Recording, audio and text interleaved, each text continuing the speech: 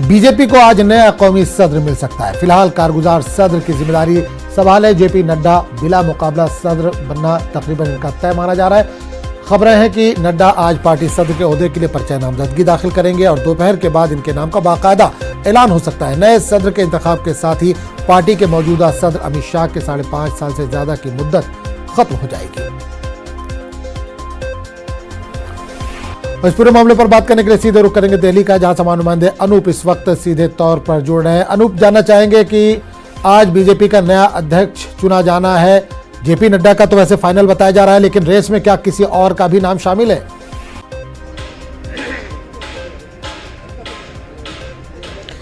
देखिए, बीजेपी को आज नया राष्ट्रीय अध्यक्ष मिल जाएगा और जहां तक जेपी नड्डा की बात करें तो ये तय है कि जेपी नड्डा ही आगे बीजेपी के नए राष्ट्रीय अध्यक्ष बनेंगे।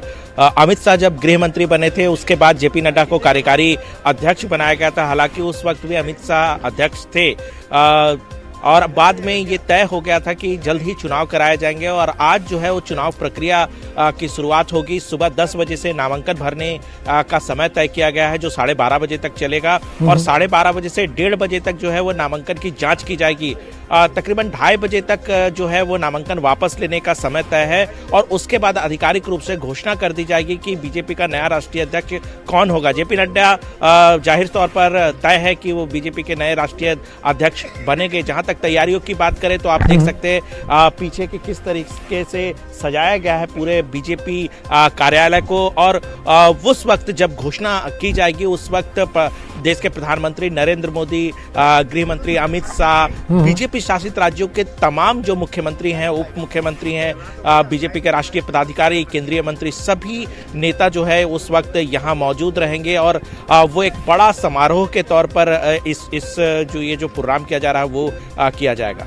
बिल्कुल अनूप, चीज जानना चाहेंगे कि नड्डा के लिए कितनी बड़ी जिम्मेदारी होगी? अगर जाहिर सी बात है इनके नाम का जो बताया जा रहा है कि चयन हो जाएगा, तो कितनी बड़ी जिम्मेदारी है? क्योंकि अमित शाह ने तकरीबन 6 साल तक इस पद पर अपना काम किया और बड़ी लगन से उन्होंने काम किया, पार्टी को बहुत ऊंचाई तक लेकर गए।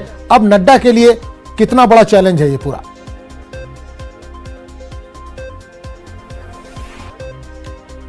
बिल्कुल, जेपी नड्डा के लिए चुनौती बहुत ज़्यादा है क्योंकि जिस तरीके से एक बार तय किया है और जिस तरीके से आपने देखा होगा पिछले 5.5 सालों में जब अमित शाह बीजेपी के राष्ट्रीय अध्यक्ष रहे तो बीजेपी ने वो मुकाम हासिल किया जो कभी हासिल हुआ नहीं था। पहले 2014 का जो चुनाव है वो राजनाथ सिंह की अध्यक्षता में लड़ा गया और उस समय प्रचंड जीत के साथ बीजेपी केंद्र की सत्ता में पहुंची और उसके बाद जो पूरा कार्यभार है वो सौंपा गया अमित शाह और उसके बाद से ही बीजेपी लगातार बढ़ती रही। बीजेपी ने कई राज्यों में सरकारें बनाई, इसके अलावा एक स्थायी सरकार केंद्र में भी उन्होंने दिया।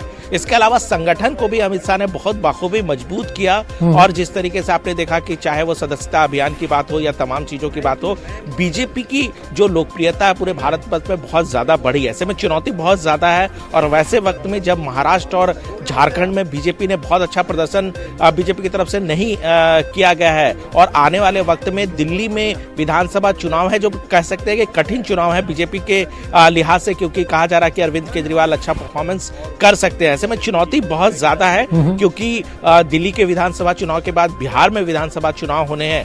ऐसे में चुनौती है, संगठन को मजबूत करना चुनौती है, सरकार आगे बनाना किस तरीके से वो चुनौती है, इसके अलावा पूरी पार्टी को एकजुट करना ये चुनौती है। तो तमाम चुनौतियां जेपी नड्डा के साथ जरूर बनी रहेगी।